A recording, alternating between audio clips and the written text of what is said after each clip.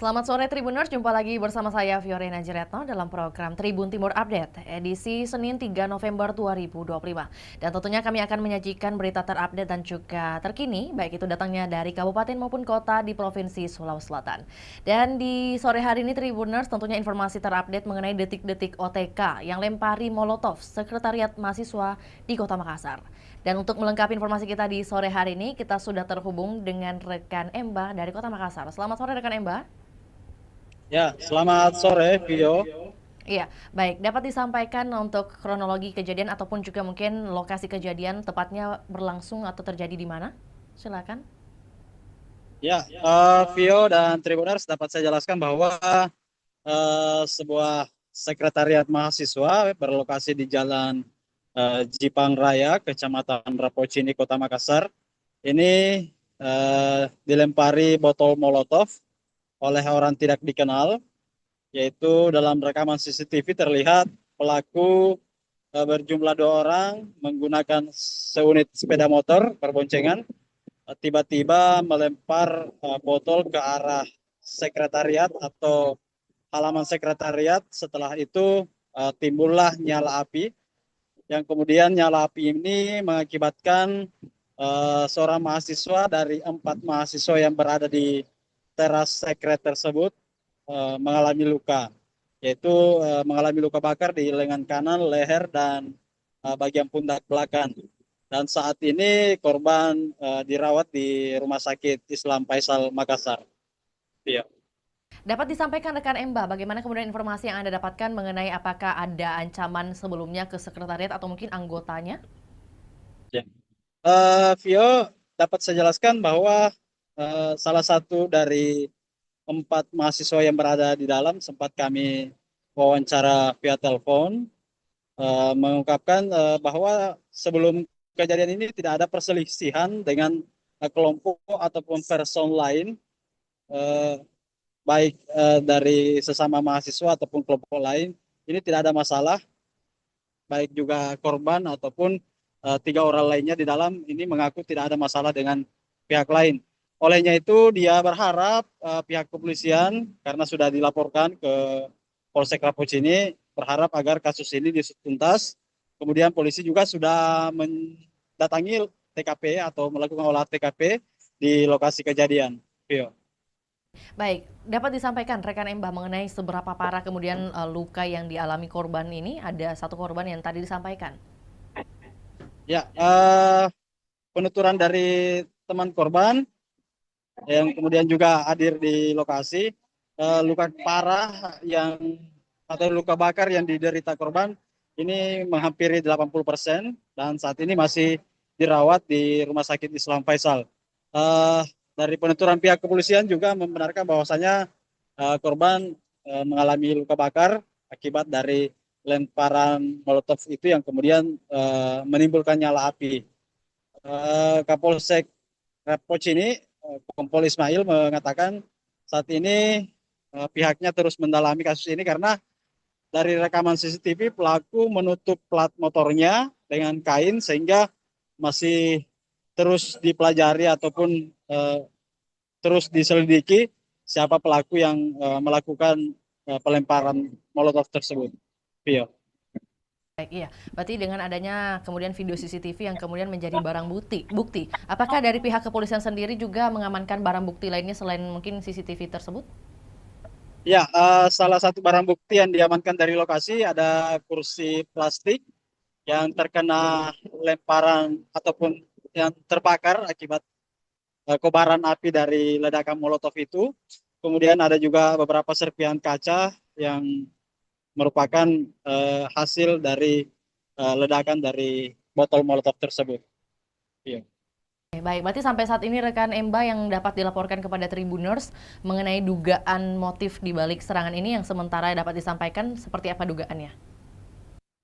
Dari kepolisian belum bisa menyimpulkan ataupun memastikan motif dari pelemparan molotov ini karena masih penyelidikan. Kemudian dari rekan korban juga belum mengetahui motif apa sebenarnya di balik kejadian ini karena mereka mengaku tidak terlibat perselisihan dengan orang lain ataupun kelompok manapun.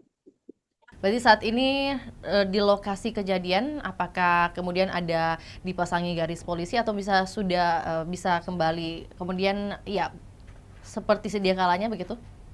Ya, saat kami ke lokasi siang tadi, itu sudah tidak terlihat ada garis polisi, namun sisa serpihan dari molotov itu masih terlihat dan juga bekas kobaran api yang menempel di lantai ataupun tembok juga masih terlihat di lokasi. Dan kemudian juga dapat saya jelaskan, kami sudah berusaha menemui orang yang ada di situ, namun tidak ada aktivitas orang yang ada di sekret itu, begitu juga warga sekitar, tidak ada yang kami temui di lokasi. Saat ini bisa dikatakan belum ada saksi kunci. Ya, belum ada saksi kunci begitu yang bisa kami wawancarai secara langsung. Hanya satu teman korban tadi yang kebetulan didapati nomornya oleh teman wartawan lain. Kemudian kami konfirmasi dan membenarkan kejadian tersebut. Oke, baik ya. Terakhir lantas rekan Emba, disampaikan seperti apa imbauan pihak kepolisian bagi mahasiswa ataupun juga warga sekitar pasca kejadian ini? Ya, kepolisian tetap mengimbau, tetap tenang, tidak usah panik begitu karena kasus ini masih diselidiki. Sejumlah saksi kata Kapolsek juga sudah diminta keterangan, begitu juga rekaman CCTV yang ada di sekitar lokasi itu sementara dipelajari untuk mengungkap siapa pelaku dari pelemparan molotov ini. Baik, terima kasih atas laporannya rekan Emba. Ini juga menjadi bagaimana kita semua warga Makassar ataupun juga mahasiswa khususnya untuk tetap berhati-hati untuk beraktivitas dan juga pastikan tidak ada tendensi untuk melukai satu sama lain. Selamat kembali beraktivitas rekan Emba dan juga Tribuners, kami akan tayangkan cuplikan liputan yang telah dihimpun oleh rekan Emba. Berikut juga pernyataan dari Kapolsek Rapocini yakni Kompol Ismail. Berikut laporannya, selamat menyaksikan. Setelah melakukan pelemparan, langsung kabur. Dan untuk saat ini sudah kita lakukan olah TKP, ya. Dan sementara mencari bukti-bukti dan saksi-saksi di lapangan, termasuk CCTV. Ya mudah-mudahan dalam waktu dekat kita bisa ungkap pelakunya. Apa ada korban bang dalam kejadian? Korban saat ini satu orang, saat ini sudah berada di rumah sakit Faisal. Ya. Itu luka apa bang? Lemparan atau luka bakar bang? Kalau kita lihat itu korbannya itu seperti luka bakar. Luka bakar. Ya, luka bakar di lengan kanan, kemudian di leher, dengan di punggung dan dada. Ya. Dan saat ini sudah mendapat perawatan intensif di rumah sakit Faisal. Kalau motif penyerangan belum ini bang ya? Sementara masih kami dalami, ya, masih kami kembangkan, ya. Mudah-mudahan dalam waktu dekat kita bisa ungkap. Siap. Oke bang, makasih Oke, Pak.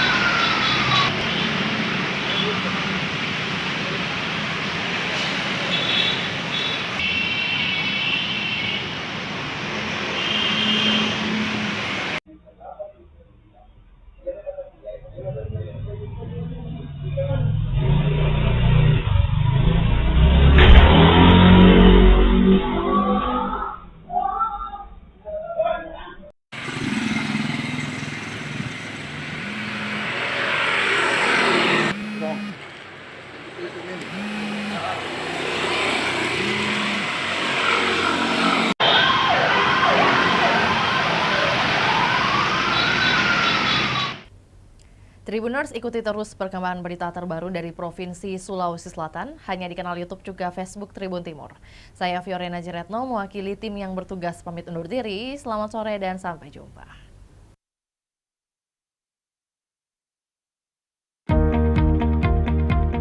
Di setiap kilau cahaya listrik yang menyala, ada semangat para pahlawan yang hidup di dalamnya. Di momentum Hari Pahlawan ini, PLN terus melanjutkan perjuangan bukan dengan senjata, tapi dengan karya dan pengabdian untuk negeri.